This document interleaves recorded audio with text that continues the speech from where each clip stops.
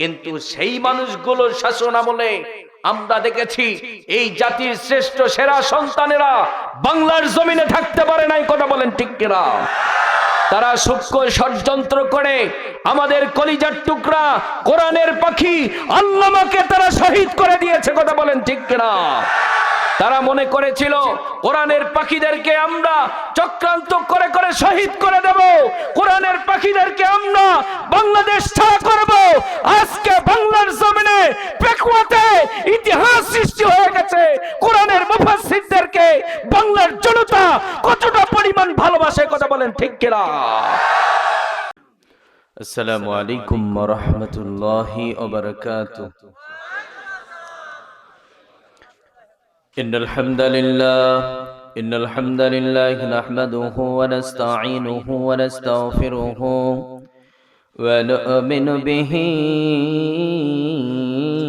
ونتوكل عليه ونعوذ بالله من شرور أنفسنا ومن سيئات أعمالنا من يهده الله فلا مضل له ومن يضلل فلا هادي له أي فلن تجد له وليا مرشدا ونشهد أن لا إله إلا الله وحده لا شريك له والذي لا ضد له ولا ند له لا مثل له ولا مثيل له لا وزير له ولا كفيل له لا شبه له ولا شبيه له لا ولد له ولا والد له وهو الواحد الفرد الصمد لم يلد ولم يولد ولم يكن له كفوا أحد ونشهد أن سيدنا ونبينا وحبيبنا وبشيرنا ونذيرنا وطبيبنا وطبيب أرواحنا وحبيبنا وحبيب ربنا محمدا عبد الله ورسوله أرسله بالحق بشيرا ونذيرا وداعيا إلى الله بإذنه وسراجا منيرا أما بعد فقد قال الله تعالى في كلامه المجيد وفي فرقانه الحميد شوي زبان الذين ينفقون في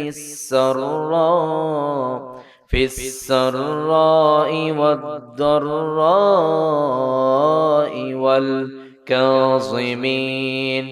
والكاظمين الغيظ والعافين عن الناس والله يحب المحسنين আমরা সবাই বিশ্বনবীর মহব্বতে কণ্ঠের আওয়াজগুলো ছেড়ে দিয়ে প্রাণ ভরে সবাই আমরা দরুদ পড়ছি। আল্লাহুম্মা সাল্লি আলা মুহাম্মাদ ওয়া আলা আলি মুহাম্মাদ কামা সাল্লাইতা আলা ইব্রাহিম ওয়া আলা আলি ইব্রাহিম ইন্নাকা হামিদুম মাজিদ। اللهم بارك على محمد وعلى آل محمد كما باركت على إبراهيم وعلى آل إبراهيم إنك حميد مجيد হায়রে জীবন মৃত্যুই শেষ ঠিকানা পৃথিবীর সবরে মুছে দেবে সেদিন আর কেউ সাথী থাকবে না সাথী থাকবে না আমার যখন ফুরাবে দিন আসবে গহীনে রাতি আমার যখন ফুরাবে দিন আসবে গহীনে রাতি তেকো প্রভু সে জীবনে ওই চির সাথী আসবে গহীনে রাতি আমার যখন ফুরাবে দিন আসবে গহীনে রাতি আমার বলে যখন কাউকে পাব না সেদিন আমার শূন্য হিয়ায় তুমি থেকো সান্ত্বনায় তুমি থেকো সান্ত্বনায় আখির আলো নিবে যেদিন মনে আলো দিয়ে সেদিন আমার সেদিন আমার আধার গড়ে তুমি থেকো বাতি আসবে গহীনে রাতি আমার যখন ফুরাবে দিন আসবে গহীনে রাতি থেকো প্রভু সে জীবনে হই চির সাথী আসবে গহীনে রাতি আমার যখন ফুরাবে দিন আসবে গহীনে রাতি। দিনাজপুরের ভাইয়েরা আমরা সবাই কেমন আছি? যুবক ভাইয়েরা কেমন আছি আমরা? পিছনের ভাইয়েরা রাগ করেছেন?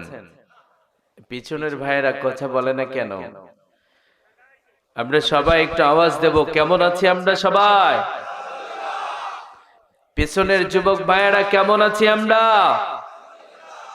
আলহামদুলিল্লাহ, আমিও ভালো আছি। সকল প্রশংসার মালিককে, সকল ক্ষমতার উৎসকে। কেউ যেটা দেয় না দেয় কে? কেউ যেটা দেখে না দেখে কে? সে আল্লাহর জন্য পড়ছি আলহামদুলিল্লাহ। আমার সাথে পড়ুন, রব্বানা লাকাল হামদ হামদান কাসীরান তাইয়িবান মুবারাকান ফীহি। আমরা প্রশংসা করলাম কার? আল্লাহর প্রশংসা করতে পেরে খুশি না বেজার? কম কম না বেশি বেশি? আলহামদুলিল্লাহ। সব সময় প্রশংসা চলবে তাহলে কার? সকাল বেলা, দুপুর বেলা, রাত্রি বেলা, খাবারের পরে, গরু চুরির পরে, হ্যাঁ চুরির পরে আল্লাহর প্রশংসা?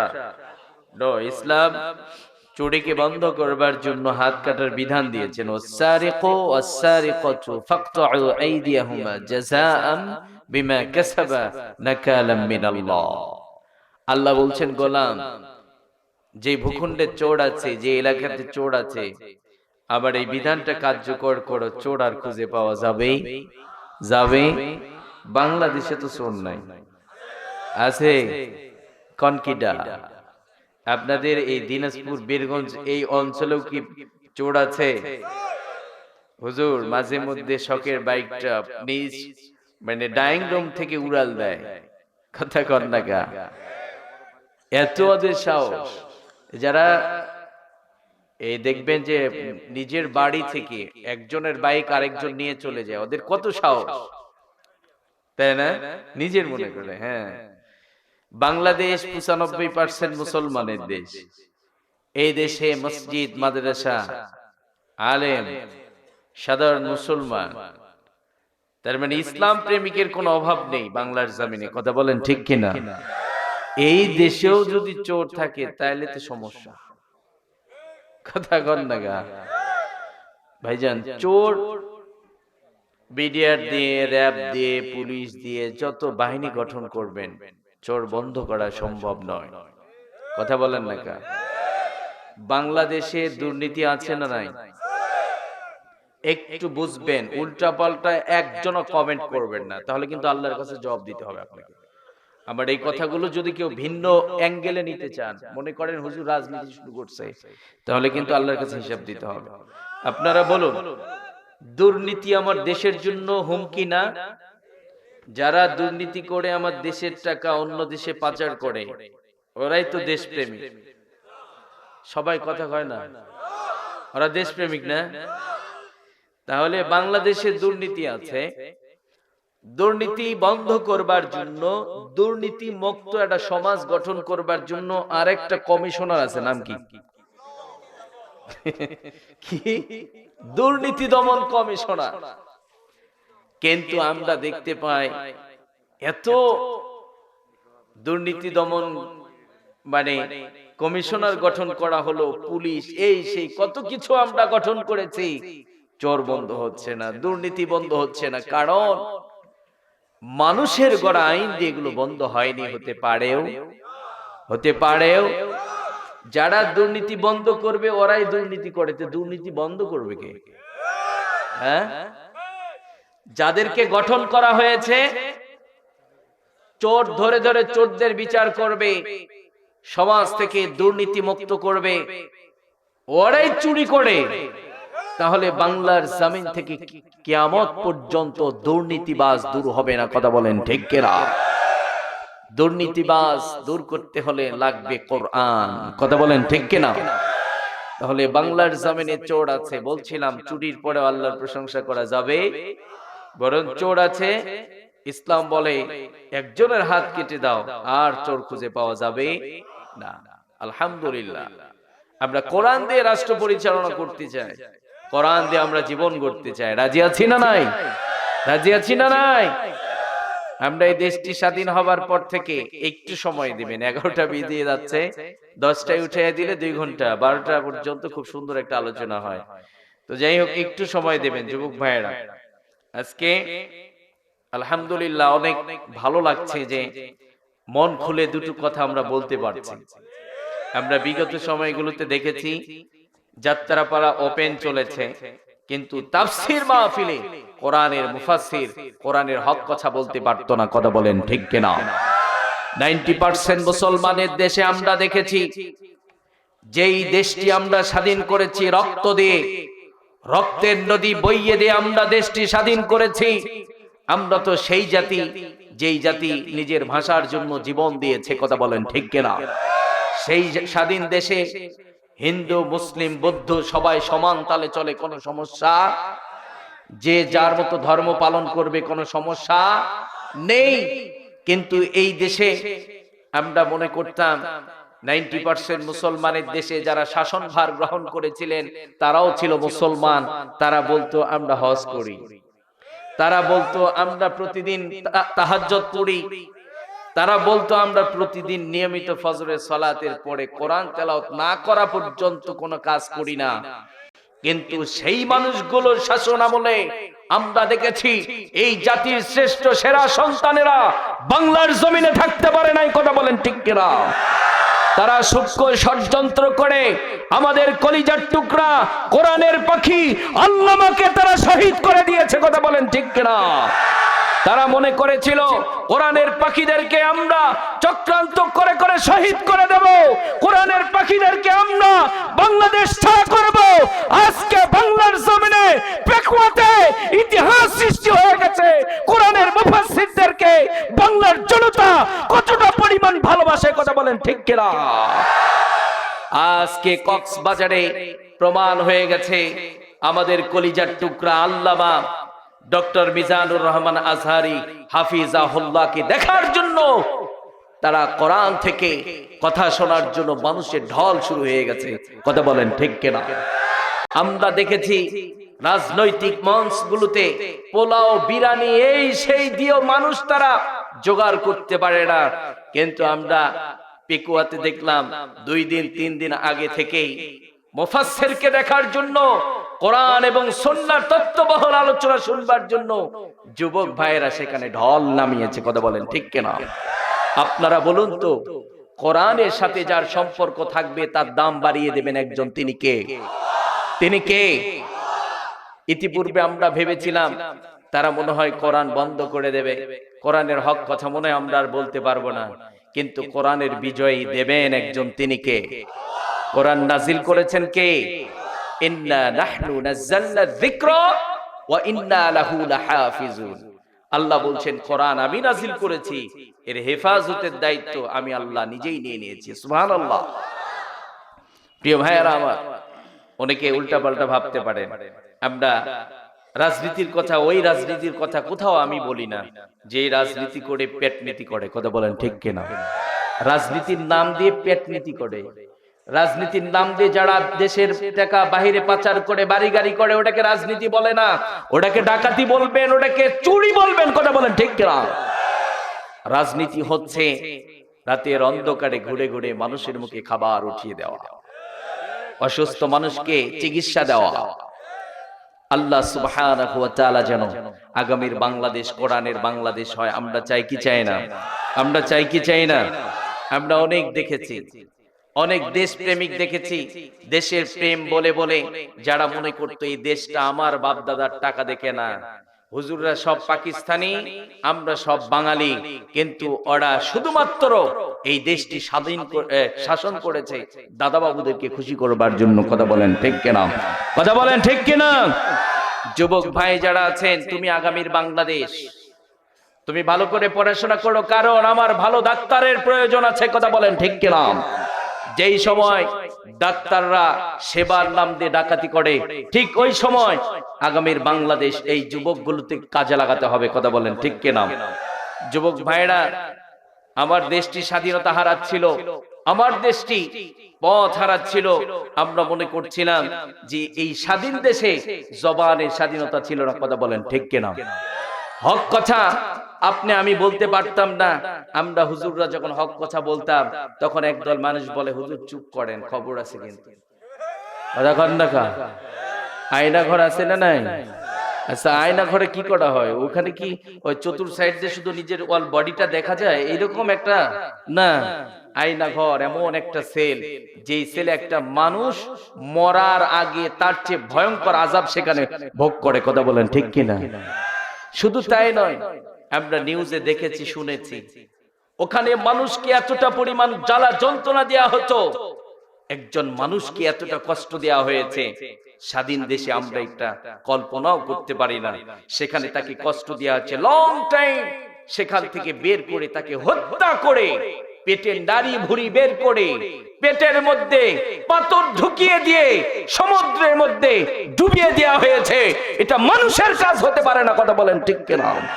কথা বলেন ঠিক কিনা? তারা মনে করেছিল আমরা যেভাবে চাবো ঠিক ওইভাবে দেশ পরিচালনা করব। ইতিহাস পাল্টে গেছে, কথা বলেন ঠিক কিনা? ইতিহাস পাল্টে গেছে। যুবকরা যখন বুক টান টান করে দাঁড়িয়েছে, যুবকরা বুঝতে পেরেছে আমার দেশটি পথ হারাচ্ছে। এখনই যুবক তুমি দাঁড়াও, বুক টান টান করে দাঁড়াও, বুকে তাজা রক্ত ঢেলে দাও, তোমার বাংলা আবার নতুন করে স্বাধীন হবে, কথা বলেন ঠিক কিনা? ঠিক আমার দেশ আবার নতুন করে স্বাধীন হয়েছে। আজ আমরা বুক ফুলে দুটো কথা বলতে পারছি, কিন্তু পার্শ্ববর্তী দেশ থেকে মাঝে মধ্যেই চোখ রাঙানি দেখানো হচ্ছে যে আমার দেশকে নাকি তারা গ্রাস করবে। অনেক মুরব্বী বলেন যদি ভারত আমাদেরকে সহযোগিতা না করত তাহলে দেশটি স্বাধীন হতো না। আমি তো মনে করি, আমি ছোট্ট মানুষ চিন্তা করে দেখেছি, ভারত আপনাকে আমাকে সহযোগিতা করেছে মাত্র আপনার কান ধরে ইচ্ছা মতো উঠা বসা করানোর জন্য। কথা কন না কা? ইচ্ছা মতো উঠা বসা করানোর জন্য। ওরা যদি সত্যিই আমাদের বন্ধু হতো তাহলে আমার দেশ কেনে তারা হুমকি দিত না। আল্লাহ সুবহানাহু ওয়া তাআলা আপনাকে আমাকে সহি বুঝ দান করুন। সবাই পড়েন আমিন। আমরা আগামীর বাংলাদেশ, কোরআনের বাংলাদেশ দেখতে চাই। দল মত নির্বিশেষে আমরা কোরআন দিয়ে রাষ্ট্র গড়তে চাই। কথা বলেন ঠিক কিনা? রাজি আছি তো? এর জন্য সংগ্রাম করার দরকার আছে না নাই? জমিনটা কার? আসমান কার? আপনি কার? আপনি আমি সব আল্লাহ।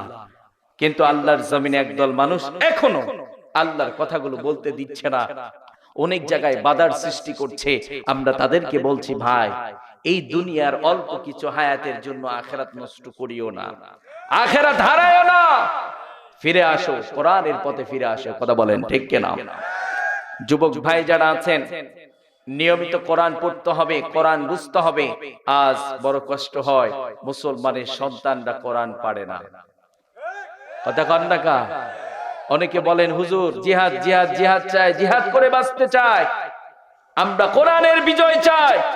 আরে ভাই, আপনার সন্তান কোরআন পারে না কেন? আপনার মেয়েকে কোরআন শিখান নাই কেন? যে মুসলিম হিসাবে প্রতিদিন আপনার নিয়মিত সকাল সন্ধ্যা কোরআন রিসার্চ হবার কথা ছিল আপনার বাড়িতে। কথা বলেন ঠিক কিনা? কিন্তু কোরআন রিসার্চ হয় না কেন? কোরআন বোঝেন না কেন? বরং এমন অবস্থা হয়ে গেছে, মুচির কাছে কি আর স্বর্ণের দাম আছে? কথা কন না কা? আছে? বাংলার জমিনে চোরের দাম আছে, বাটপারের দাম আছে। একজন ভ্যান চালক আত্মমর্যাদার সাথে চলতে পারে, কিন্তু যারা কোরআন পড়ে, কোরআন পড়ায়, কোরআন দিয়ে রাষ্ট্র করতে চায়, তাদেরকে আমরা দেখতে পারি না। কথা বলেন ঠিক কিনা? অনেক বাবা আছেন আফসোস করে বলেন, হুজুর আমার সন্তান তো বৃদ্ধ বয়সে আমার লাঠিলে দৌড়ানি দেয়। আছে না নাই? আছে না নাই? কোরআনটা শিখিয়ে দেন, কোরআন শিখিয়ে দেন। কোরআন আপনার সন্তানকে শিখিয়ে দেবে পিতামাতার সাথে কেমন আচরণ করতে হয়। কথা বলেন ঠিক কিনা? এই জন্য প্রিয় ভাই, আপনারা যারা এখানে উপস্থিত হয়েছেন, যুবক ভাই আপনারা যারা এখানে উপস্থিত হয়েছেন, আপনাদের কাজ হবে, আপনারা যারা নতুন করে বিয়ে করার প্ল্যান করছেন, যারা এখনো বিবাহ করেন নাই, আজকে অনেক গার্ডিয়ান আমাদের কাছে অভিযোগ করে, হুজুর আমার সন্তান আমার কথা শোনে না, আমার সন্তান আমাকে মানে না, আমার সন্তান আমার খেদমত করে না। আপনার সন্তান আপনার খেদমত করবে কেমনে? আপনার সন্তানকে যখন আপনি কোরআন শিখিয়ে দেবেন, আপনার সন্তান আপনার খেদমত করবে। কথা বলেন ঠিক কিনা? যুবক ভাই যারা আছেন, যারা বিবাহ করবেন, আপনাদেরকে বলছি, আপনি যখন বিবাহ করছেন, আপনার সন্তানের প্রথম একটা হক হচ্ছে, আপনি যখন বিবাহ করবেন, আপনার সন্তানের জন্য এমন একটা মা আপনি সিলেক্ট করবেন।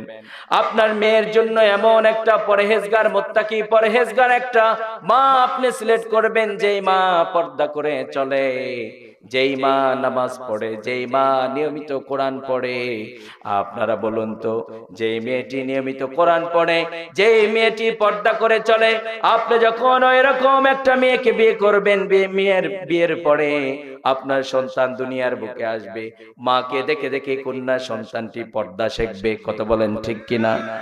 আপনি যদি এইরকম নামাজি একটা মেয়েকে বিবাহ করতে পারেন, আপনার সন্তানের কিন্তু এটা হক। আপনি যখন বিবাহ করছেন, আজকে যুবকরা শুধু দেখে যেখানে টাকা আছে, চামড়া সাদা, বিবাহের পরে হতাশ, সন্তান কথা শোনে না, স্ত্রী কথা শোনে না। আরে ভাই, আপনার সন্তানের জন্য এমন মুত্তাকি একটা মা আপনি উপহার দেন, যেই মা নামাজ পড়ে, যেই মা মুত্তাকি পরহেজগার। আপনার মেয়ে যখন আসবে পৃথিবীর বুকে, মা নামক ভার্সিটি থেকে পর্দা শিখবে। কথা কন না কা?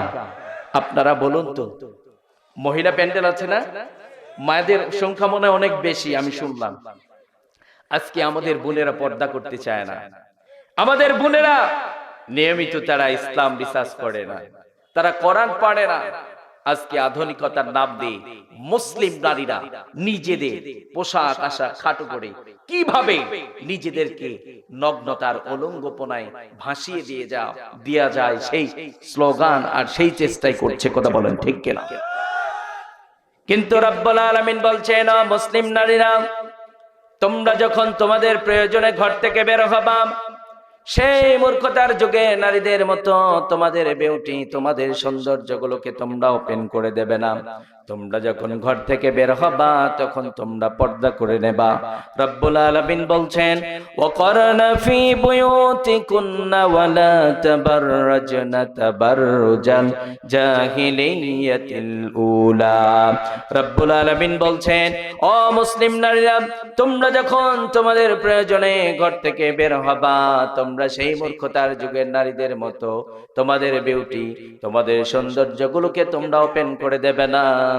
যখন তোমরা তোমাদের প্রয়োজনে ঘর থেকে বের হবা তখন পর্দা করে নেবা। অর্ডারটা কার? সবাই বলেন, অর্ডারটা কার? রব্বুল আলামিন মায়েদের মর্যাদা দিয়েছেন, কারণ ইসলামে নারীদের মর্যাদা অনেক বেশি না কম? মায়েদের পেটটাকে রব্বুল আলামিন খুনি বানিয়ে দিয়েছেন। মায়েদের পেটটাকে রব্বুল আলামিন এমন খুনি বানিয়ে দিয়েছেন, এই মায়েদের যত্ন নেন, মায়েদের পেট থেকে আবারও ভালো মানুষ এই পৃথিবীর বুকে আসবে, কথা বলেন ঠিক কিনা? এই পৃথিবীর বুকে নারীদেরকে জীবিতই হত্যা করে দেয়া হতো। এমন একটা সময় ছিল যেই সময় নারীদেরকে জীবিতই হত্যা করে দেয়া হতো। নিজের বাবা নিজের মাকে জীবিতই হত্যা করে দিত, নিজের বাবা নিজের কন্যা সন্তানকে জীবিতই হত্যা করে দিত। কারণ ওই সময় নারীদের কোনো মান আর মর্যাদা ছিল নাকি? কোনো মান আর মর্যাদা ছিল না। রব্বুল আলামিন মায়েদের মর্যাদা দিয়েছেন। বিশ্বনবী সাল্লাল্লাহু আলাইহি ওয়াসাল্লামের কাছে একজন সাহাবী গেলেন, সাহাবীটার নাম হচ্ছে দাহিয়া। নাম কি? দাহিয়াতুল কলবি রাদিয়াল্লাহু তাআলা আনহু। বিশ্বনবী সাল্লাল্লাহু আলাইহি ওয়াসাল্লামকে ডাক দিয়ে বললেন, নবীজি, আমি যদি এখন ঈমান আনি, রব্বুল আলামিন আমার জীবনের সমস্ত গুনাহগুলো মাফ করে দেবে নাকি? বিশ্বনবী বলছেন, দাহিয়া, তুমি তো ঈমান আনো নাই, রব্বুল আলামিন ঈমান যদি আনো তোর জীবনের সমস্ত গুনাহগুলো মাফ করে দেবে। ও দাহিয়া, ঈমান আনো, রব্বুল আলামিন তোকে ক্লিন করে দেবে, তোর জীবনের সমস্ত গুনাহগুলো মাফ করে দেবে। এই কথা শোনার পরে দাইয়া বিশ্বনবী সাল্লাল্লাহু আলাইহি ওয়াসাল্লামকে ডাক দিয়ে বললেন, নবীজি, আমার জীবনে এত বড় একটা পাপ করেছি, এত বড় একটা গুনাহ করেছি, আবার মন বলে রব্বুল আলামিন আবার সব অপরাধগুলো যদি মাফ করে দেয়, এই অপরাধটা মাফ করে দেবে না। বিশ্বনবী বলছেন, দাহিয়া, কত বড় জুলুম করেছো, কত বড় পাপ করেছো, কত বড় অন্যায় করেছো, বর্ণনা দাও। বিশ্বনবী বলার পরে দাইয়া বলছেন, নবীজি, আমি নিজ হাতে আমার কন্যা সন্তানকে আমি জীবিতই হত্যা করে দিয়েছি। বিশ্বনবী বললেন, কেন হত্যা করে দিয়েছো, কেমনে হত্যা করে দিয়েছো, বর্ণনা দাও। দাইয়া বলছে, নবীজি, আমি বিজনেসের জন্য বাইরে যেতাম, দীর্ঘদিন বিজনেসের জন্য বাইরে থাকতাম, আমার স্ত্রী গর্ভবতী, স্ত্রীকে ডাক দিয়ে বললাম, যদি তোমার পেট থেকে কন্যা সন্তান ভূমিষ্ঠ হয় তুমি তাকে জীবিতই হত্যা করে দেবা। কারণ ওই সময় কন্যা সন্তানদের কোনো মান আর মর্যাদা ছিল না, নিজের বাবা নিজের কন্যা সন্তানকে জীবিতই হত্যা করে দিত। বিশ্বনবীকে বলছেন, নবীজি, এই কমিটমেন্ট দিয়ে আমি বিজনেসের জন্য বাইরে গেলাম, দীর্ঘদিন বিজনেস করে যখন বাড়িতে ফিরে এসেছি, বাড়িতে প্রবেশ করেই দেখি আমার আঙিনার মধ্যে সুন্দর ফুটফুটে চেহারার একটা কন্যা সন্তান ঘোরাফেরা করছে। এই স্ত্রীকে ডাক দিয়ে বললাম, এটা কার কন্যা সন্তান? এই স্ত্রী স্বামীকে ডাক দিয়ে বলছে, স্বামী আমার, এটা আপনার কন্যা সন্তান। স্ত্রীকে বললেন, আমি না বলেছিলাম যদি কন্যা সন্তান ভূমিষ্ঠ হয় তুমি তাকে জীবিতই হত্যা করে দেবা, কেন হত্যা করে দাওনি? স্ত্রী স্বামীকে ডাক দিয়ে বলছে, স্বামী আমার, এই পৃথিবীর বুকে এমন কোন মা আছে নাকি যেই মা নিজ হাতে নিজের কলিজার টুকরা কন্যা সন্তানকে হত্যা করে দিতে পারে? এইরকম কোন মা পাওয়া যাবে নাকি? আমরা তো মায়ের কলিজার মধ্যে লাথি দিয়ে দুনিয়ার বুকে এসেছি, যেই সন্তান মায়ের কলিজার মধ্যে লাথি দিয়ে দুনিয়ার বুকে এসেছে, ওই কলিজার ছেঁড়া ধন, ডার ছেঁড়া ধন কন্যা সন্তানকে কখনো কোনো মা হত্যা করতে পারবে না। কথা বলেন। দাইয়ার স্ত্রী বলছে, স্বামী আমার, আমার কলিজার টুকরা কন্যা সন্তানকে হত্যা করে দিতে পারি নাই। আমার তো নার ছেঁড়া ধন, আমি কত রাত ঘুমাতে পারি নাই, নিজে ঘুম হারাম করে তিলে তিলে কন্যা সন্তানকে বড় করেছি। এইবার স্বামী ডাক দিয়ে বলছে, তুমি একটা কাজ করো, কন্যা সন্তানটিকে সুন্দর করে সাজিয়ে দাও, আমরা বাবা মেয়ে মরুভূমির দিকে ঘুরতে যাব। কন্যা সন্তানটিকে সুন্দর করে সাজিয়ে দেয়া হলো। এইবার বাবা কন্যা সন্তানটিকে নিয়ে মরুভূমির দিকে রওনা করলেন। দীর্ঘ পথ চলার পরে একটা পাহাড়ের পাদদেশে গিয়ে দাঁড়ালেন। বাবা নিজাতে গর্ত খনন করছে, বাবার শরীরটা ঘেমে যাচ্ছে। কন্যা সন্তানটি বাবাকে ডাক দিয়ে বলছে, বাবা আমার, আপনার শরীরটা ঘেমে যাচ্ছে, আপনার বড্ড কষ্ট হয়, আপনি চলেন, বাড়িতে চলেন, কষ্ট করার দরকার নেই। একটা পর্যায়ে যখন গর্তটা খনন করা কমপ্লিট হয়ে গেল, কন্যা সন্তানটিকে বাবা ডাক দিয়ে বলছে, মা তাকিয়ে দেখো কত সুন্দর একটা গর্ত খনন করা হয়েছে। কন্যা সন্তানটি বুঝতে পারে নাই বাবা আমাকে নিজ হাতে হত্যা করে দেবে, কারণ এই পৃথিবীর বুকে আমরা যত সন্তান আছি সবচাইতে মা বাবার কাছে বেশি নিরাপদ, ঠিক কিনা? মা বাবার কোল এমন বিশ্বাসের জায়গা, এমন ভরসার জায়গা, সেখানে একজন সন্তান নিরাপদ। কথা বলেন ঠিক কিনা? কন্যা সন্তানটি বুঝতে পারে নাই বাবা আমাকে নিজ হাতে হত্যা করে দেবে। গর্তটা দেখার জন্য যখন কন্যা সন্তানটি একটু মাথাটা নিচু করেছে, বাবা নিজ হাতে কন্যা সন্তানটি গলার মধ্যে ধাক্কা দিয়ে গর্তের মধ্যে নিক্ষেপ করে দিয়েছে। গর্তের মধ্যে যখন নিক্ষেপ করে দেয়া হলো, কলিজা ফাটা কান্না দিয়ে বাবাকে ডাক দিয়ে বলছে, বাবা আমার, আমি কি অপরাধ করেছি? কোন অপরাধের কারণে আজকে তুমি আমাকে জীবিতই হত্যা করে দিচ্ছ? ও বাবা, আমি বুঝতে পেরেছি, নারী হয়ে দুনিয়ার বুকে এসেছি, এটাই আমার অপরাধ। ও বাবা, তুমি আমাকে মেরো না, তুমি আমাকে ছেড়ে দাও, আমি দূর, বহু দূর চলে যাব, কোনদিন বাবার অধিকার নিয়ে তোমার সামনে আসব না, কোনদিন বাবা বলে তোমাকে ডাক দেব না। ও বাবা, তুমি আমাকে ছেড়ে দাও। আপনার আমার প্রিয় নবী সাল্লাল্লাহু আলাইহি ওয়াসাল্লাম বর্ণনা শুনছেন। একটা পর্যায়ে দাইয়াকে ডাক দিয়ে বললেন, ও দাহিয়া, তারপরে তুমি কি করেছো বর্ণনা দাও। দাইয়া বলছেন, নবীজি, একটা পর্যায়ে একটা চাক্কা পাথর হাতে নিলাম, কন্যা সন্তানটির কলিজা বরাবর যখন আঘাত করে দিয়েছি, বাবা বলে এমন একটা চিৎকার দিয়েছে, আজও পর্যন্ত ওই বাবা চিৎকার আমার কানের মধ্যে বাজে। বিশ্বনবী আমার মন বলে, রব্বুল আলামিন আমার সব অপরাধগুলো যদি মাফ করে দেয়, এই অপরাধটা মাফ করে দেবে না। বিশ্বনবী আমার মন বলে, রব্বুল আলামিন আমাকে ক্ষমা করবে না। আপনার আমার প্রিয় নবী সাল্লাল্লাহু আলাইহি ওয়াসাল্লাম দাইয়াকে ডাক দিয়ে বললেন, ও দাইয়া, অনেক বড় অপরাধ করেছো, অনেক বড় পাপ করেছো, তুমি এখন যদি ঈমান আনো, রব্বুল আলামিন তোমার জীবনের সমস্ত গুনাহগুলো মাফ করে দেবে। অন্য ধর্ম অবলম্বী ঈমান আনার পরে তার কি কোনো গুনাহ থাকে? থাকে? মায়েদের জন্য এই ঘটনা থেকে, এই হিস্টরি থেকে মায়েদের জন্য শিক্ষা হচ্ছে, মা এই পৃথিবীর বুকে নিজের বাবা নিজের মেয়েকে জীবিতই হত্যা করে দিত। আপনারা বলুন তো, দিত কি দিত না? নিজের বাবা নিজের মেয়েকে জীবিতই হত্যা করে দিত, কারণ নারীদের কোনো মান আর মর্যাদা ছিল না।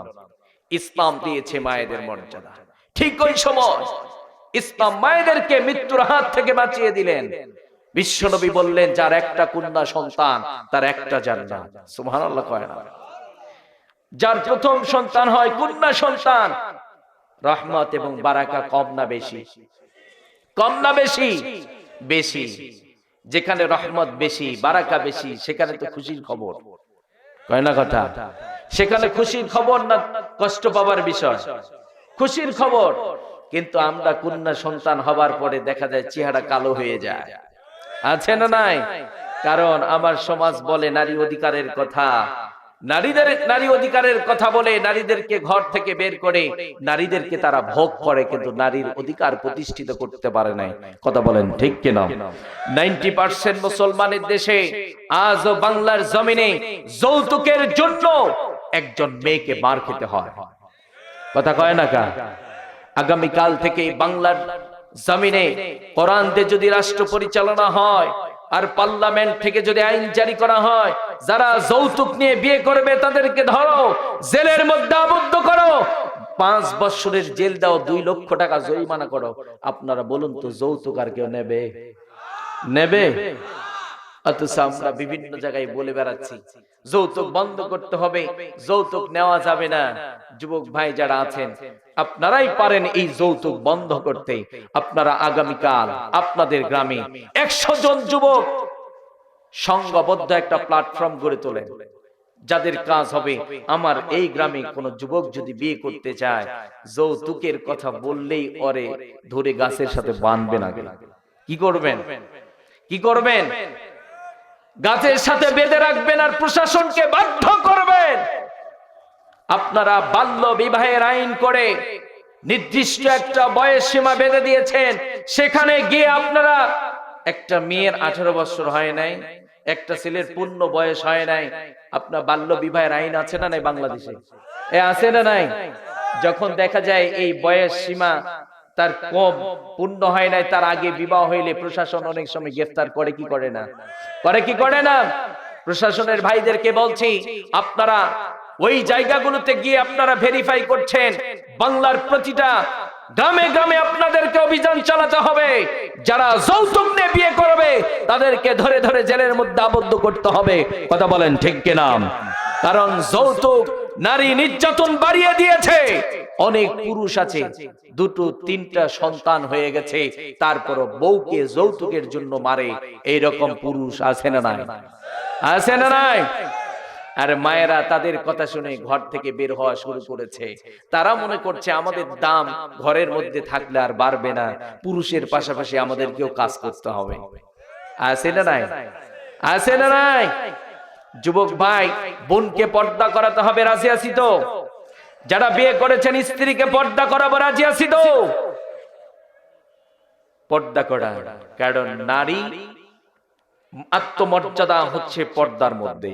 যেই নারীটা পর্দা করে দেখবেন তাকে দেখলে সম্মানে মাথা নিচু হয়ে যায়। কথা বলেন ঠিক কিনা? সম্মানে মাথা নিচু হয়ে যায়, তার দিকে খারাপ কোন নজর কেউ দিতে পারে না। কথা বলেন ঠিক কিনা? তবে পর্দা হতে হবে আল্লাহর সন্তুষ্টির জন্য। মডার্ন পর্দা হলে কাজ হবে না। এখন আমাদের বোনেরা এমন বোরকা পরে, যেই বোরকা দিয়ে যুবকদেরকে ভেলকি মারে। এই যুবক ভাইরা আছে না নাই? বোরকার ভেলকি দিয়ে যুবক কাজ নাই। যুবককে বলে, জান তোমারে প্রমিস দিলাম জীবন যাবে তোরে ছাড়বো না। এই যুবক ভাইরা আছে না নাই? যুবক বলে আমিও প্রমিস দিলাম জীবন যাবে তোরে ছাড়বো না। দেখবেন যুবক ভাই, তোমার চেয়ে আর একটু সুন্দর টাকাওয়ালা পেলে তোমাকে বলবে 6 তালাক। কয় তালাক? 6 তালাক দিয়া বাই বাই টাটা বলে আরেকজনের পিছনে ছোটে। আছে না নাই? আছে না নাই? আজকে যুবক ভাইরা দেখবেন এই অবৈধ প্রেম প্রীতির ফাঁদে পড়ে পড়ালেখা সব শেষ। আছে না নাই? মেধাবী একজন ছাত্র, ভালো পড়াশোনা করত, নিশা ছিল পড়াশোনা, কিন্তু কেমনে কেমনে একটা নারীর পিছনে পড়ে গেছে, আর পড়ালেখা ভালো লাগে না, সারাদিন টাচ মোবাইল। আছে না নাই? রাতে ঘুম নেই, ও সারা রাত মেসেঞ্জারে শুধু তার লাভারকে বিভিন্ন ধরনের ঠেলাঠেলি করে। আছে না নাই? যুবক তোমরা যারা আজকে মনে করছো, অনেক যুবক আছে তো চেহারা ভালো, তো চুলের কাটিং দিয়া একটা বাইক নিয়ে সামনে যদি কোনো মেয়েকে পায়, চুলের এমন ভাঁজ দেয়, দেখবেন অনেক মেয়ে একদম অজ্ঞান হয়ে যায়। আছে না নাই? আছে না নাই? আপনারা বলুন তো, দুনিয়ার যেই নারীকে দেখে আপনি পাগল হয়েছেন, এই নারীটা 40 বছর হবার পরে কি ওর যৌবনের জোয়ার থাকবে? থাকবে? যেই যুবক তুমি আজকে ভাবছো আমার গায়ে অনেক শক্তি, আমার অনেক সুন্দর চেহারা, যুবক তুমি মনে করছো আমাকে আর হারায় কি? আমি পৃথিবীকে জয় করব। যুবক 40 বছর হবার পরে তুমি দেখবা তোমার অজান্তে তোমার যেই চুলের অনেক ভাঁজ ছিল, কিসকিসে কালো চুল সাদা হয়ে গেছে। কথা কয় না? সাদা হয়ে গেছে যুবক। আমি বোনদেরকে বলছি, যে বোনেরা আজকে সুন্দর চেহারার বাহাদুরি দেখান, চেহারার অহংকার দেখিয়ে আপনারা আজকে বেপরদায় চলছেন। অনেক বোন তো আছে মাঝে মধ্যে দেখবেন একদম এরকম হাত গোজায়, আছে না নাই? আছে না নাই? আপনারা অনেকে মনে করছেন, অনেকে মনে করেন হুজুর এটা কোনো ওয়াজ হলো নাকি? এগুলো সমাজ থেকে দূর করতে হবে না? হ্যাঁ, মুসলমানরা কি যেখান থেকে ইচ্ছা সেখান থেকে খেতে পারে?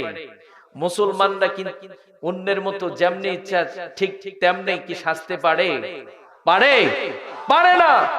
যেই বোনেরা আজকে চেহারার অহংকার দেখিয়ে বেপরদায় চলছেন, সেই বোনদেরকে বলছি, বোন, যেই যুবক ভাইয়েরা আজকে গায়ে অনেক শক্তি মনে করছেন আমি তো আর কিছু হারাবার নয়, আমার চেয়ে আর শক্তিশালী কে?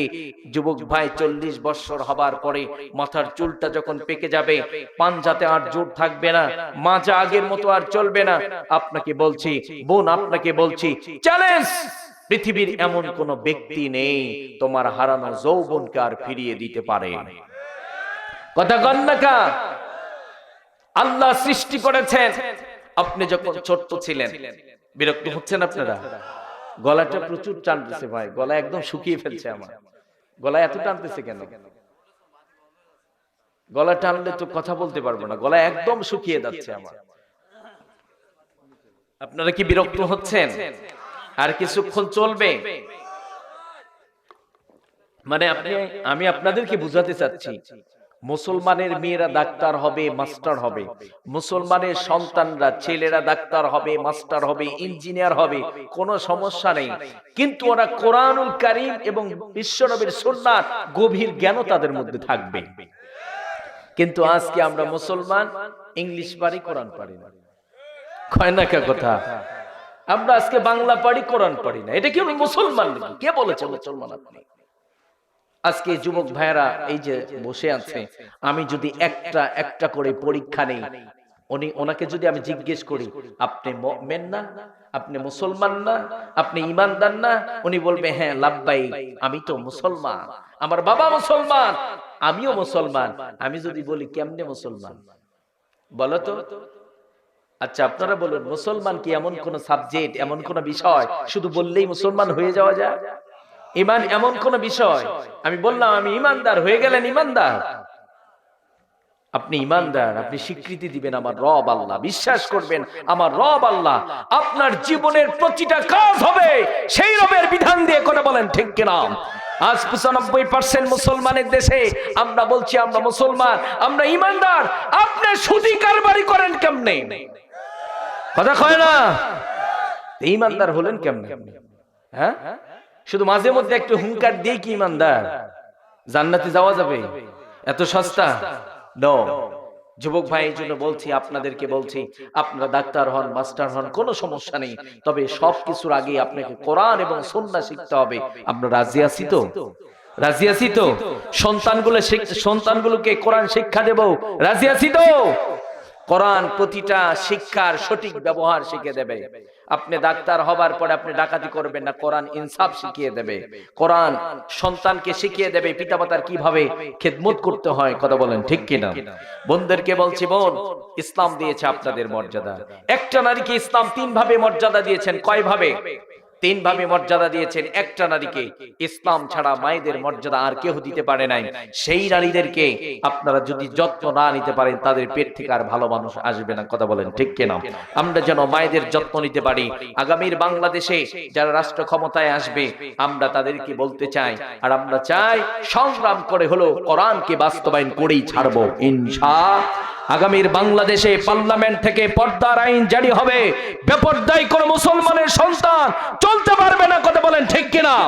এই আইন যদি জারি হয়ে যায়, কোন পিতা তার মেয়েকে যদি পাতলা পোশাক কিনে দেয়, তার মেয়েকে যদি বেপরদায় ছেড়ে দেয়, তাকে গ্রেফতার করা হবে, তাকে আইনের মুখোমুখি করানো হবে, বিচারের সম্মুখীন করা হবে। আপনারা বলুন তো, একটা নারীও কি বেপরদায় চলবে? চলবে? কিন্তু এই আইনগুলো করা হচ্ছে না কেন? সমান অধিকারের নামে নারীদেরকে ভোগ করার গভীর চক্রান্ত চলছে। কথা বলেন ঠিক কিনা? কথা বলেন ঠিক কিনা? আল্লাহ আপনাকে আমাকে কোরআন এবং সুন্নাহ দিয়ে রাষ্ট্র সমাজ পরিচালনা করার তৌফিক দান করুন। সবাই পড়েন আমিন। সম্মানিত ভাইয়েরা আমার, আমি আজকে আপনাদের সামনে মহাবিশ্বের চির বিস্ময় বিপন্ন পৃথিবীর অনিবার্য ঠিকানা আল কোরআন আল কারীমের সূরাটির নাম হচ্ছে আলে ইমরান। সবাই বলবেন সূরাটির নাম। যুবক ভাইয়েরা একটু খেয়াল করেন, আমার গলাটা প্রচুর শুকিয়ে যাচ্ছে, বুঝতে পেরেছেন তো? এই জন্য একটু কষ্ট হচ্ছে। আজকে আমি একটা সাবজেক্ট নিয়ে আলোচনা করব, সাবজেক্ট ওপেন করব। তার আগে এই সাবজেক্টটা ওপেন করবার জন্য আমি আপনাদের সামনে মহাবিশ্বের চির বিস্ময় বিপন্ন পৃথিবীর অনিবার্য ঠিকানা আল কোরআন আল কারীমের সূরাটির নাম হচ্ছে আলে ইমরান। সবাই সূরাটির নাম কি? সূরাটির নাম কি? সবাই বলে না। মুসলমানের সন্তান কোরআনের মাহফিলে বসার পরে এনার্জি লো হয়ে যায়, মানে হাস্য উজ্জ্বল চেহারা থাকে না, কিন্তু যাত্রা পালায় বসার পরে আর ঘুম ধরে না, ও খালি লাপায়। কথা কয় না কেন? কোরআনের মাহফিলে বসার পরে সুবহানাল্লাহ বলতে পারে না, সূরাটির নাম কি বলতে পারে না, কিন্তু যখন যাত্রা পালায় বসে যুবকরা তো আনন্দ করবেই। সামনে আর কয়েকদিন মাত্র, আর কয়দিন, হ্যাঁ 31 নাইট পালন করবে না? এই করবে না? বীরগঞ্জের যুবক ভাইয়েরা ভালো, 31 নাইট পালন করব না আমরা যারা এখানে উপস্থিত হয়েছি। যুবক ভাইয়েরা, আজকে আমরা ইহুদি খ্রিস্টানদের কালচার গুলোকে আমাদের দেশে আমাদের যুবকদের মধ্যে এমন ভাবে প্রমোট করেছি, তারা এগুলোকেই ফলো করে। যারা 31 নাইট পালন করবা তারা শিরিক করবা। কি করবা? শিরিকের মতো গুনাহ করবা। এটা মুসলমানদের কাজ নয়। আপনি 31 নাইটের ইতিহাস খুঁজে দেখুন, এটা ইহুদি খ্রিস্টানদের কাজ। কথা বলেন ঠিক কিনা? ওরা সূক্ষ্ম পরিকল্পনা করে মুসলমানদের মধ্যে ঢুকিয়ে দিয়েছে, আর মুসলমানের সন্তানরা ওটা কোনো রিসার্চ নেই, কোনো গবেষণা নেই, সেটাই পালন করে। আছে না নাই? 31 নাইট পালন করবে, নববর্ষ উদযাপন করবে, দেখবেন কোনো ঘুম নেই, সারা রাত পটকা ফুটায়, নারী পুরুষ অবাধে চলাফেরা করে। বাংলাদেশের বিশেষ করে জাতীয় শিক্ষা প্রতিষ্ঠানগুলোতে এগুলো চূড়ান্ত পর্যায়ে এগুলো পালিত হয়। কথা বলেন ঠিক কিনা? মুসলমানের সন্তানরা শিক্ষা প্রতিষ্ঠান থেকে ইহুদি খ্রিস্টানদের কালচার গুলো শেখে। আমি আপনাদেরকে বলছি, আপনারা মরণের পরে যদি আপনারা বিশ্বনবীর শাফাআত চান আর মনে করেন আমি জান্নাতে যাব, এটা এত সহজ নয়। আপনার আমার প্রিয় নবী সাল্লাল্লাহু আলাইহি ওয়াসাল্লাম সুন্দর করে বলে দিয়েছেন, ও যুবক ভাই, তোমার লাইফটাকে তুমি কেমনে সাজাবা? 31 নাইট পালন করবা। তোমার জীবনে যত অনুষ্ঠান পালিত হবে, তোমাকে সর্বপ্রথম দেখতে হবে কোরআন এবং সুন্নাতে এর কোন দলিল আছে কিনা। বিশ্বনবী সাল্লাল্লাহু আলাইহি ওয়াসাল্লাম বলছেন, মান তাশাব্বাহা বিকওমিন ফাহুয়া মিনহুম।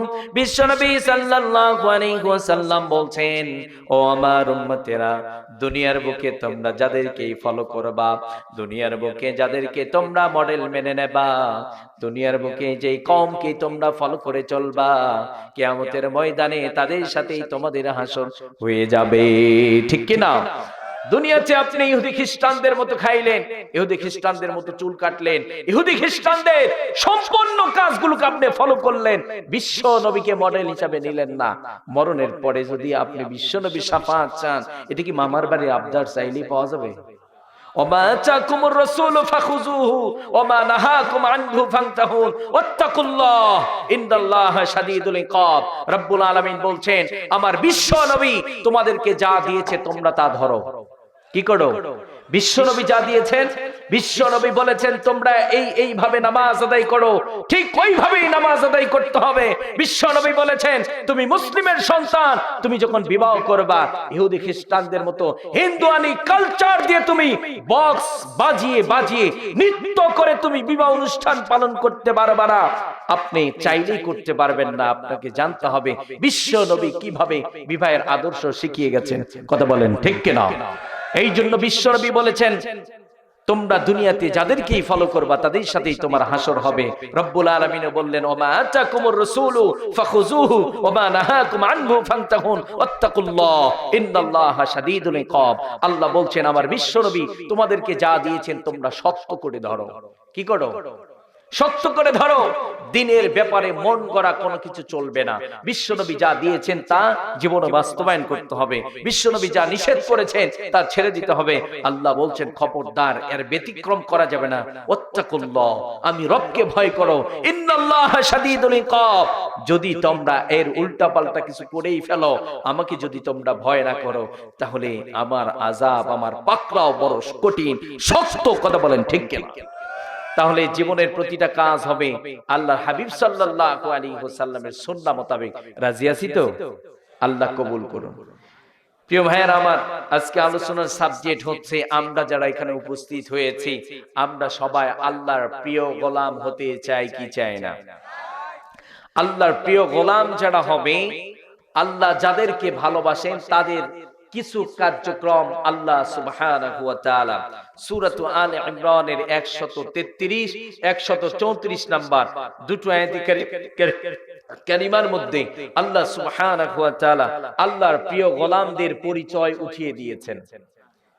কি দিয়েছেন? আল্লাহর প্রিয় গোলাম যারা হবে তাদের পরিচয়, তাদের কিছু কাজ আল্লাহ সুবহানাহু ওয়া তাআলা এই দুটো আয়াতে কারিমার মধ্যে দিয়েছেন। আমরা সবাই আল্লাহর প্রিয় হতে চাই কি চাই না? চাই কি চায় না? যুবকরা তার প্রেমিকার কাছে প্রিয় হতে চায়, আমাদের বোনেরা তার বয়ফ্রেন্ডের কাছে প্রিয় হতে চায়। কিন্তু দুনিয়াতে যা কিছু পেয়েছেন এগুলো হারিয়ে যাবে, এগুলো চিরকাল থাকবে না। কিন্তু আল্লাহর যারা প্রিয় হয়ে যাবে তাদের আর কোনো টেনশন থাকবে না। কথা বলেন ঠিক কিনা? আমরা এই সাবজেক্টের উপর আলোচনা শুনবো। সবাই একটু দুটো হাত উঠাবেন, উঠান, একটু নাড়াচাড়া করেন। লিল্লাহি তাকবীর, লিল্লাহি তাকবীর। আল কোরআনের আলো, আলেম ওলামা যেখানে, লিল্লাহি তাকবীর, লিল্লাহি তাকবীর। আল কোরআনের আলো, সংসদে জালো, লিল্লাহি তাকবীর, লিল্লাহি তাকবীর। আল্লাহ সুবহানাহু ওয়া তাআলা কবুল করুন। সবাই পড়েন আমিন। শুরু হয়ে গেল আল্লাহর প্রিয় গোলাম যারা হবে তাদের পরিচয়। রব্বুল আলামিন বলেন, ওয়াসারিউ ইলা মাগফিরাতিম মির রাব্বিকুম ওয়া জান্নাতিন আরদুহাস সামাওয়াতু ওয়াল আরদ উইদ্দাত লিল মুত্তাকিন। রব্বুল আলামিন বলছেন, যারা আমার প্রিয় গোলাম হবে তারা প্রতিযোগিতা করবে। কি করবে? যুবক ভাই, আমরা প্রতিযোগিতা করি কি করি না? দুনিয়াতে খেলাধুলায় প্রতিযোগিতা, সম্পদ কামানোর প্রতিযোগিতা, ক্ষমতার প্রতিযোগিতা আছে না নাই? রব্বুল আলামিন বলছেন, ওয়াসারিউ, তোমরা ছোট, তোমরা দৌড়াও, ইলা মাগফিরাতিম মির রাব্বিকুম।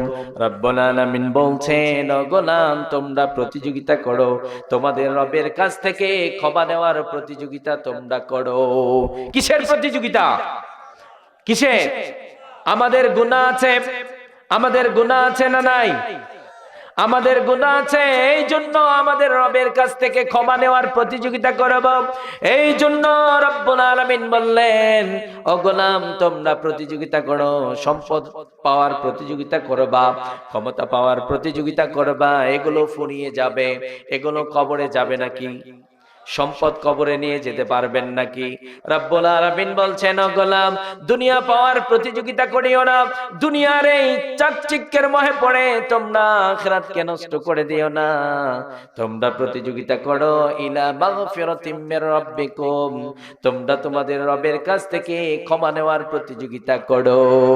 আমাদের গুনাহ আছে না নাই? এমন কোন টাইম আমরা পাস করি না যেই টাইমের মধ্যে আপনার আমার গুনাহ হয় না। কথা বলেন। আমাদের গুনাহ আছে, এই জন্য আমরা তাওবা করব, রবের কাছ থেকে ইস্তিগফার করে ক্ষমা নিয়ে নেব। সবাই রাজি আছি না নাই?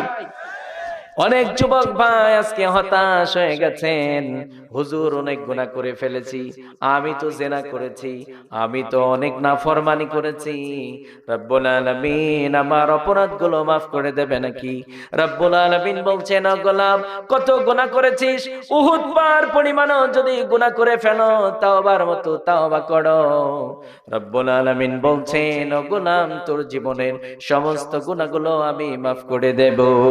রব্বুল আলামিন বলেন, ইয়া আইয়ুহাল্লাযীনা আমানু তুবু ইলাল্লাহি তাওবাতান নাসুহা। রব্বুল আলামিন বলছেন, ওহে বিশ্বাসীরা, ওহে বিশ্বাসীরা, তোমরা যারা নিজেদের নফসের উপর জুলুম করেছো, অত্যাচার করেছো, তোমরা তাওবা করো। তাওবার মতো যখন তাওবা হবে, রব্বুল আলামিন আপনার আমার জীবনের সমস্ত গুনাহগুলো maaf করে দেবে। সুবহানাল্লাহ পড়ে। আমাদের গুনাহ আছে তো? গুনাহ আছে তো? হুজুর বলেন কি, যতই ভাব দেখায় না কেন গুনাহ ছাড়া আর কিছুই নেই। কথা বলেন ঠিক কিনা? সারাদিন যুবক ভাই তুমি প্রতিযোগিতা করো।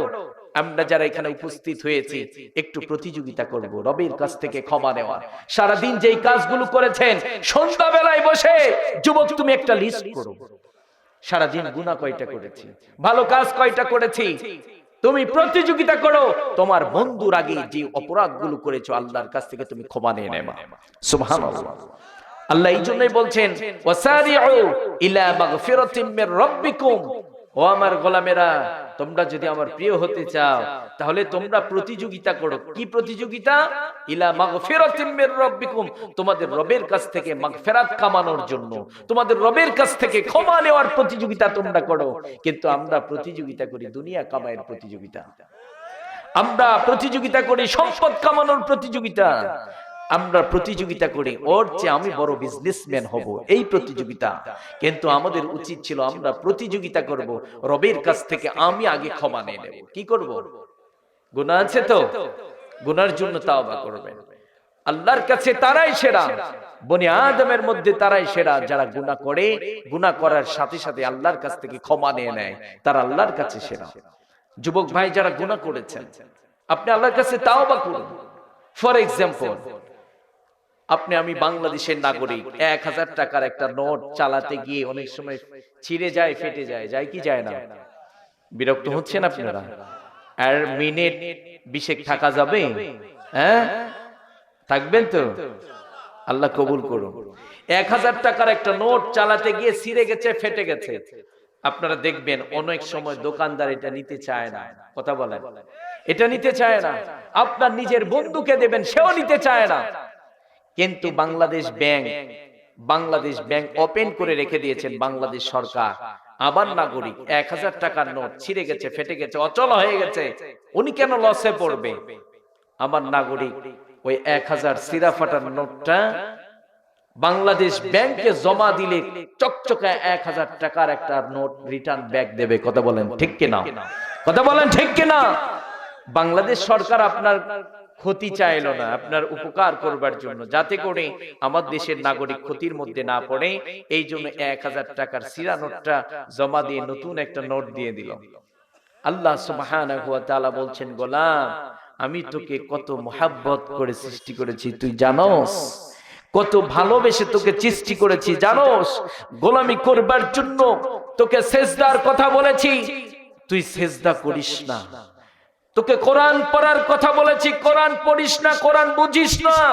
কিন্তু আমি এমন ফেরেশতা সৃষ্টি করেছি যেই ফেরেশতারা সেজদা দিয়েছে, আমি যতক্ষণ পর্যন্ত তাকে বলবো মাথা উঠাও, ততক্ষণ পর্যন্ত মাথা উঠানোর শক্তি নেই। তারপরও সেজদার জন্য তোকে বানিয়েছে। কেন জানোস? কারণ হচ্ছে তোর মধ্যে দুটো গুণ আছে, চাইলে সেজদা করতেও পারো, চাইলে সেজদা নাও করতে পারো। কথা বলেন ঠিক কিনা? কিন্তু সেজদা করার সময় হলে যখন তুই সেজদা করবি, ফেরেশতাদের চাইতে তোর মর্যাদা আমার কাছে বেশি। ও আমার গোলাম, এত প্যার করে তোকে তৈরি করেছি আমি। বোন, আপনাদেরকে বলছি, আল্লাহ আপনাকে আমাকে জাহান্নামে দেওয়ার জন্য সৃষ্টি করে নাই, এত মোহাব্বত করে সৃষ্টি করেছেন। আল্লাহ বলছেন, গোলাম গুনাহ করে করে নিজের লাইফটা শেষ করেছো, মনে করেছো আর মনে হয় এই গুনাহগুলো মাফ হবে না। গোলাম হতাশ হইও না, নিরাশ হইও না, তোর জন্য আমি একটা তাওবার ব্যাংক ওপেন করে রেখেছি। কি ওপেন করেছে? তাওবার ব্যাংক। রব্বুল আলামিন যেন বলছেন আপনাকে আমাকে, গোলাম তোরা তোদের গুনাহগুলো তওবা নামক ব্যাংকে তোদের গুনাহগুলো জমা দিয়ে দাও। জমা দেওয়ার পরে ওই ছিঁড়া টাকার মতো যেখানে গুনাহ ছিল, গুনাহ ক্লিন করে ওই জায়গায় চকচকা নেকি দ্বারা পরিবর্তন করে দেব। শুধু তাই না, তোকে মাসুম নিষ্পাপ বানিয়ে দেব।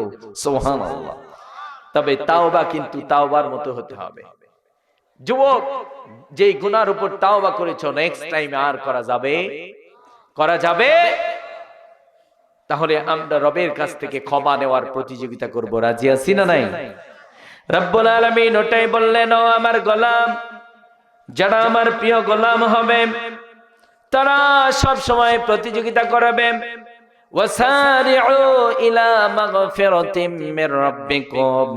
রব্বুল আলামিন বলছেন, ও গোলাম, তোমরা দৌড়াও, তোমরা ছোট, তোমরা প্রতিযোগিতা করো, তোমাদের রবের কাছ থেকে ক্ষমা নেওয়ার প্রতিযোগিতা করো। আমরা আজ থেকে রবের কাছ থেকে ক্ষমা নেওয়ার প্রতিযোগিতা করব। রাজি আছি না নাই? যারা সব সময় ইস্তিগফারের আমল করে, রব্বুল আলামিন তাদেরকে মুস্তাজাবুদ দাওয়া বানিয়ে দেয়। যারা সব সময় ইস্তিগফারের আমল করবে, রব্বুল আলামিন তাদের সকল চাওয়াগুলোকে পূরণ করে দেবে। এই জন্য যুবক ভাই যারা আছেন, সব সময় ইস্তিগফারের আমল করব। রাজি আছি তো? আল্লাহ কবুল করুন, সবাই পড়েন আমিন। রব্বুল আলামিন দ্বিতীয় নাম্বার বলছেন, ও জান্নাতিন আরদুহাস সামাওয়াতু ওয়াল আরদ।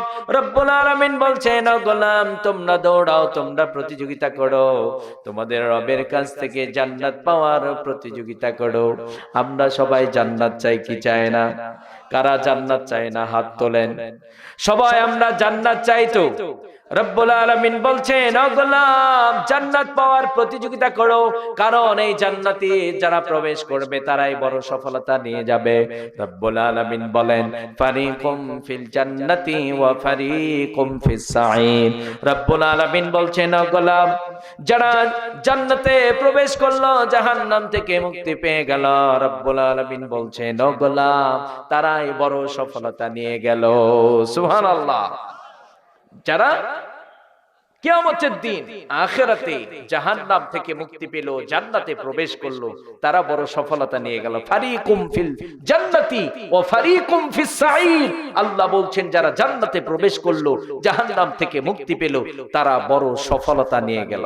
আমরা সবাই জান্নাতি হতে চাই কি চাই না? রব্বুল আলামিন বলছেন, ও গোলাম, তোমরা জান্নাত চাও, আমিও তোমাদেরকে জান্নাত দিতে চাই। তবে যারা জান্নাতে যাবে তারা আবার দুটো কাজ করবে। এক নাম্বার, শিরিক মুক্ত ঈমান লাগবে। কি লাগবে? সবাই একটু বলবেন, শিরিক মুক্ত ঈমান লাগবে। রব্বুল আলামিন বলছেন, ও গোলাম, তোমরা জান্নাত চাও, আমিও জান্নাত নির্মাণ করেছি তোদের জন্যই। তোমরা জান্নাত চাও, আমি তোমাদেরকে জান্নাত দেব। কোন জান্নাত দেব? হায়ার ক্লাসের জান্নাত দেব। সব চাইতে বড় জান্নাত তোদের জন্য আমি বানিয়ে রেখে দিয়েছি। রব্বুল আলামিন বলছেন, ইন্নাল্লাযীনা আমানু ওয়া আমিলুস সালিহাতি কানাত লাহুম জান্নাতুল ফিরদাউসি নুজুলা। রব্বুল আলামিন বলছেন, নিশ্চয় যারা ঈমান এনেছো, আমলে সালেহ করেছো, তাদেরকে আমি জান্নাতুল ফিরদাউস দেব। সুবহানাল্লাহ। ঈমান লাগবে, শিরিক মুক্ত ঈমান। আমাদের সমাজে শিরিক আছে না নাই? আছে না নাই? অনেকে মসজিদে আল্লাহর কদমে সেজদা দেয়, পীরের মাজারে গিয়েও সেজদা দেয়। আছে না নাই? মুসলমান পীরের মাজারে সেজদা যারা দেবে তাদের ঈমান নেই, তারা শিরিক করে নিজের ঈমানকে বিনষ্ট করেছে। কথা বলেন ঠিক কিনা? আমাদের অনেক বোনেরা আছে, সন্তান নেই, বিবাহ করেছে, সন্তান হয় না, চলে যায় পীরের মাজারে, বাবাকে বলে, বাবা একটা সন্তান দাও। আছে না নাই? বাবাকে বলে, বাবা আমার হাতটা দেখো কি আছে। আপনারা বলুন তো, তকদিরে যা আছে ভালো মন্দ কার পক্ষ থেকে? কার পক্ষ থেকে? ওটা কি পীর জানে? গণক জানে না? আপনি যে গণককে হাত দেখালেন, আপনি শিরিক করলেন। আর যারা শিরিক করে তাদের ঈমান থাকতে পারে? রব্বুল আলামিন বলছেন, যারা ঈমান এনেছো, আমলে সালেহ করেছো, আমি তাদেরকে জান্নাতুল ফিরদাউস দেব। সুবহানাল্লাহ। আর ওই জান্নাত পাওয়ার জন্য প্রতিযোগিতা করবেন, নামাজ ছাড়া, পর্দা ছাড়া, কোরআন ছাড়া। হ্যাঁ, ওই জান্নাত পাবেন আপনি যদি আল্লাহর বিধান দিয়ে নিজের লাইফটাকে সুসজ্জিত করতে পারেন, আল্লাহর আদেশ দিয়ে নিজের জীবনটাকে গড়বেন, আল্লাহর নিষেধ দিয়ে, আল্লাহর নিষেধগুলো আপনি ক্লিন করে দেবেন, এগুলো বাতিল করে দেবেন, বাদ দিয়ে দেবেন, তাহলে আপনি জান্নাতি হতে পারবেন। কথা বলেন ঠিক কিনা? আবার রব্বুল আলামিন বলছেন, কিয়ামতের ময়দানে যারা জান্নাতি আর যারা জাহান্নামী তারা কবে সমান হতে পারে নাকি? রব্বুল আলামিন বলেন, লা ইয়াস্তাবি আসহাবুন নারি ওয়া আসহাবুল জান্নাহ আসহাবুল জান্নাতি হুমুল ফাইজুন। রব্বুল আলামিন বলছেন, যারা জান্নাতি আর যারা জাহান্নামী তারা কবে সমান হতে পারে নাকি? আমার কাছে তারাই কেবলমাত্র সেরা। যারা জান্নাতি হবে তারাই রবের কাছে সেরা। আমরা সবাই জান্নাত পাওয়ার জন্য প্রতিযোগিতা করব, রাজি আছি না নাই? রব্বুল আলামিন দ্বিতীয় নম্বরে এই জন্য বললেন, ও জান্নাতিন আরদুহাস সামাওয়াতু ওয়াল আরদ, ও আমার গোলাম তোমরা দৌড়াও, তোমরা প্রতিযোগিতা করো, জান্নাত পাওয়ার প্রতিযোগিতা করো। এইবার রব্বুল আলামিন বলছেন, ওই জান্নাতটা কত বড় তোমরা জানো নাকি? আরদুহাস সামাওয়াতু ওয়াল আরদ উইদ্দাত লিল মুত্তাকিন।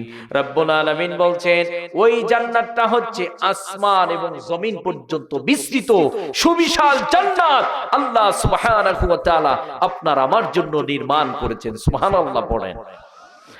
এইবার ওই জান্নাতে যে কেউ প্রবেশ করতে পারবে না, কেবলমাত্র ওই জান্নাতে তারাই প্রবেশ করবে। উইদ্দাত লিল মুত্তাকিন, যারা মুত্তাকি, যারা পরহেজগার, তারাই ওই জান্নাতে প্রবেশ করবে। জান্নাতে প্রবেশ করবে কারা? সবাই একটু বলবেন, জান্নাতে প্রবেশ করবে কারা? যারা মুত্তাকি। আল্লাহ বললেন জান্নাতের আগে আল্লাহ ক্ষমার কথা বলেছেন, তার মানে যাদের গুনাহ থাকবে তারা ডাইরেক্টলি জান্নাতে যেতে পারবে। জান্নাতে যেতে হলে আপনাকে গুনাহমুক্ত একটা লাইফ ফলো করতে হবে, গুনাহগুলো ক্লিন করতে হবে। আল্লাহ তাহলে আপনাকে জান্নাতে প্রবেশ করাবেন। আর ওই জান্নাতটা বিশাল জান্নাত, আসমান এবং জমিন পর্যন্ত সুবিশাল জান্নাত আপনার আমার জন্য রেডি করেছেন একজন সত্তা। তিনি কে? আল্লাহ বলছেন, ওই জান্নাতে এইবার যে কেউ প্রবেশ করতে পারবে না, যাদের একটা সার্টিফিকেট থাকবে, একটা যোগ্যতা থাকবে, যারা মুত্তাকি, যারা পরহেজগার, তারা ওই জান্নাতে প্রবেশ করবে। সুবহানাল্লাহ বলেন। উইদ্দাত লিল মুত্তাকিন। আল্লাহ বলছেন, ইন্না আকরামাকুম ইনদাল্লাহি আতকাকুম। আল্লাহ বলছেন, মুত্তাকি যারা, তারা আমার কাছে সেরা। সুবহানাল্লাহ। আমরা সবাই মুত্তাকি হতে চাই কি চাই না? মুত্তাকি হতে চাই কি চাই না? নামাজ বাদ দিয়ে মুত্তাকি, সিয়াম বাদ দিয়ে মুত্তাকি, কোরআন বাদ দিয়ে মুত্তাকি হওয়া যায় না। যারা মুত্তাকি হবে তারা জান্নাতে যাবে। এই আয়াতের পরের আয়াতে 134 নম্বর আয়াতের মধ্যে আল্লাহ সুবহানাহু ওয়া তাআলা বলছেন, যারা মুত্তাকি হবে তাদের তিনটি বৈশিষ্ট্য থাকবে। কয়টি বৈশিষ্ট্য? যারা মুত্তাকি তাদের তিনটি বৈশিষ্ট্য থাকবে। এই তিনটি বৈশিষ্ট্য কি বলবো না দোয়া করে দেব? বলবো। রব্বুল আলামিন বলছেন, যারা মুত্তাকি হবে, মুত্তাকি তো জান্নাতে যাবে। আর যারা মুত্তাকি হবে তাদের তিনটি বৈশিষ্ট্য থাকবে। এক নাম্বার বৈশিষ্ট্য রব্বুল আলামিন বলছেন, আল্লাযীনা ইনফিকুনা ফিস সাররাই ওয়াদ দাররাই। রব্বুল আলামিন বলছেন, যারা মুত্তাকি হবে তাদের প্রথম বৈশিষ্ট্য, তারা সুখে দুঃখে দান করে। কি করে? সবাই একটু বলবেন, সুখে দুঃখে মুত্তাকি দান করে। আমরাও দান করব, রাজি আছি না নাই? কিন্তু দানের কথা বললে উঠে দৌড় দেয়া আছে না নাই? দান কি এটা হুজুরের কথা? দান কি পৃথিবীর কোন মানুষের কথা? আল্লাহ বলছেন মুত্তাকি তো জান্নাতে যাবে। তো মুত্তাকি কি এমনি এমনি হওয়া যাবে না। মুত্তাকি হতে চাইলে তোমার কিছু বৈশিষ্ট্য থাকবে। এক নম্বর বৈশিষ্ট্য, যারা মুত্তাকি হবে তারা সুখে এবং দুঃখে দান করে। আমরাও সুখে এবং দুঃখে দান করব, রাজি আছি না নাই? রাজি আছি না নাই? আপনাকে আমাকে সম্পদ দিয়েছেন কে?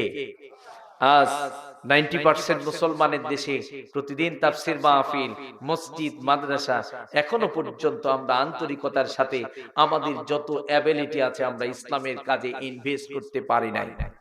কথা বলেন। 95% মুসলমানের দেশে মসজিদ এখনো কালেকশন করে চালাতে হয়। 95% মুসলমানের দেশে মসজিদের ইমাম সাহেবের বেতন মানুষের কাছ থেকে চাঁদা তুলে দিতে হয়। কথা বলেন ঠিক কিনা? 95% মুসলমানের দেশে কোরআনের প্রতিষ্ঠানের শিক্ষকদের বেতন হয় ভিক্ষা করে। কথা বলেন ঠিক কিনা? 95% মুসলমানের দেশে ধর্মীয় শিক্ষা প্রতিষ্ঠানের যদি এই অবস্থা হয়, কোশ্চিন কালেও আপনার আমার ভাগ্যের পরিবর্তন হবে না। কথা বলেন ঠিক কিনা? এই যে রাত 12টা 1টা পর্যন্ত মাহফিল করে বিভিন্ন শিক্ষা প্রতিষ্ঠানে কোরআনের প্রতিষ্ঠানগুলো কালেকশন করতে হয়। আপনারা বলুন তো, বাংলাদেশে যদি মেডিকেল কলেজ সরকারের টাকাতে চলে, তো ধর্মীয় শিক্ষা প্রতিষ্ঠান, কোরআনের প্রতিষ্ঠান সরকারের টাকাতে চললে সমস্যা কোথায়? একজনও কথা কয় না। তার মানে আমরাই চাই না, আমরাই উন্নতি চাই না, বিধায় উন্নতি হয় না। জনগণ যদি তারা রুখে দাঁড়ায়, তারা যদি স্লোগান তোলে, আগামীকাল থেকে বাংলার জমিনে যত শিক্ষা প্রতিষ্ঠান আছে, প্রতিটা শিক্ষা প্রতিষ্ঠানে কোরআনের শিক্ষা ঢুকাতে হবে, অথবা কোরআনের যত শিক্ষা প্রতিষ্ঠান আছে সকল শিক্ষা প্রতিষ্ঠানে শিক্ষকদের বেতন সরকারকে দিতে হবে। আপনারা বলুন তো, এটা বাস্তবায়ন হবেই হবে। কথা বলেন ঠিক কিনা? মসজিদের ইমাম সাহেবের বেতন 3000, 4000, 5000। ওই জন্য অনেকে মাদ্রাসায় দেয় না। ও হাফিজ করে করবেন কি? ও পুলিশের চাকরি পাবে না, 3000 টাকাতে চাকরি করবে। ও মাদ্রাসায় চাকরি করে, ধানের বস্তা নিয়ে মানুষের বাড়ি বাড়ি ঘুরবে। কথা কয় না কেন? অনেকে আবার বলে হুজুররা দেশটা খাইলো রে। আরে হুজুরদের ট্যাক্সের টাকা দিয়ে কলেজ ভার্সিটির শিক্ষকদের বেতন হয়, হুজুররা তো সরকারি কোনো চাকরিও করতে পারে না। কথা কয় না কেন? আমার ট্যাক্সের টাকা সরকার নেয় না। বাংলাদেশে কি হুজুর কম আছে নাকি? হুজুররা কি পুলিশের চাকরি করতে পারে? হুজুররা চৌকিদারের চাকরিও পায় না। তো দেশ খাইলাম কেমনে? তো খাইলেন আপনারা সবাই, দোষ চাপাইলেন আরেকজনের ঘাড়ে, সমস্যা কি? হ্যাঁ, খাইলো তো সব অড়ায়। আমরা পুলিশের চাকরিও করতে পারি না। বাংলার জমিনে কোরআন যেদিন বিজয় হবে, এই আলেমরাই মাথা উঁচু করে দাঁড়াবে। কথা বলেন ঠিক কিনা? আলেমরাই মাথা উঁচু করে দাঁড়াবে।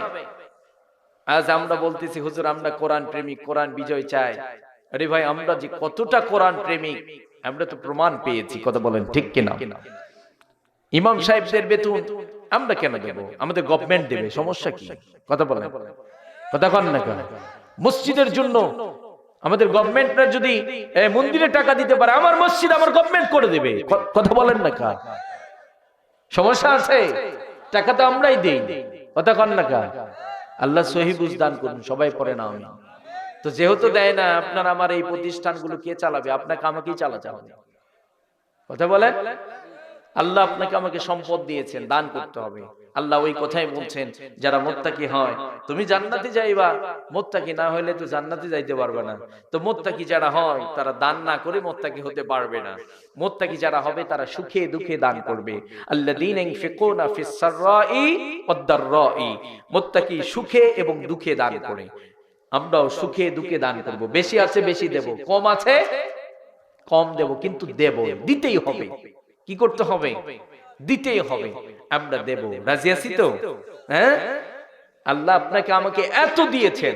সাহাবায়ে কেরামরা কোন রকম নিজের প্রাইভেসিটা ঢাকতেন, এমন সাহাবীও ছিলেন কোন রকম নিজের ইজ্জত আবরুটা কোন রকম ঢাকতে পারতেন। হযরতে বেলাল রাদিয়াল্লাহু তাআলা এমন একজন সাহাবী, ভালো জামা কাপড় ছিল না। কথা বলেন, ভালো জামা কাপড় ছিল না, নিজের ইজ্জত আবরুটা কোন রকম ঢাকতেন। সেই বেলালকে ডাক দিয়ে বললেন, বেলাল তুমি দান করো। আনফিক ইয়া বেলাল, তুমি কি করো? দান করো। তোমার কাছে নেই তো কি হয়েছে? তোমার রবের কাছে কি কম আছে নাকি? তুমি দাও, তুমি দিলে তোমার রব তোমাকে দেবে। তুমি দেবে 10 টাকা, তোমার রব তোমাকে 10,000 ফেরত দেবে। সুবহানাল্লাহ। তাহলে আল্লাহ আপনাকে আমাকে বেশি দিয়েছেন, ওই জন্য আমরা ভুলে গেছি। সাহাবায়ে কেরামদের কম ছিল, কিন্তু আল্লাহকে সন্তুষ্ট করবার জন্য তারা প্রতিযোগিতা করতেন, জীবন দিয়ে প্রতিযোগিতা করেছেন। তাই তো তারা দুনিয়ার বুকে জান্নাতে সার্টিফিকেট পেয়েছেন। কথা বলেন ঠিক কিনা? কিন্তু আমরা মুসলমান শুধু নামে আছি।